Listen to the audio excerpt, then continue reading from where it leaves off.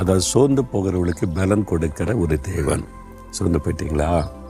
இத்தனை நாள் கடன் வந்திருக்கிறோம், இந்த வருஷத்தில் இத்தனை பாடு பிரச்சனை இருக்கும், ரொம்ப மனசு சோர்ந்துட்டீங்களா? ஏதோ ஒரு காரியத்தில் சோர்ந்துட்டீங்க. அதனால தான் ஆண்டவர் உங்கள்கிட்ட பேசுகிறார், என் மகனே சோர்ந்து போகாத, என் மகளே சோர்ந்து போகாத, நான் உனக்கு பலன் தருவேன். நீ எதை நினைத்து சோர்ந்து போயிருக்கிறாயோ அதிலே உனக்கு அற்புதம் செய்வேன் என்று ஆண்டவர் உங்களோடு பேசுகிறார்.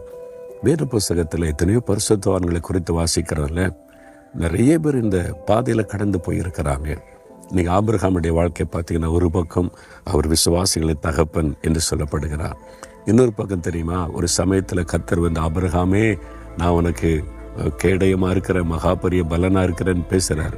ஆபிரகாம் சொல்ல, எனக்கு என்ன தருவீர், என்ன குழந்தை இல்லாமல் இருக்கிறேன்னு மனம் சோர்ந்து போனார். ஆண்டவர் சொன்னால் இவர் ஆப்போசிட்டாக பேசுகிறாரு. நீங்கள் எல்லாம் கூட இருந்து என்ன பிரயோஜனம் ஆண்டவரே, எனக்கு தான் குழந்தை இல்லையே. ஆண்டவர் உனக்கு சந்ததியை பெருக பண்ணணும்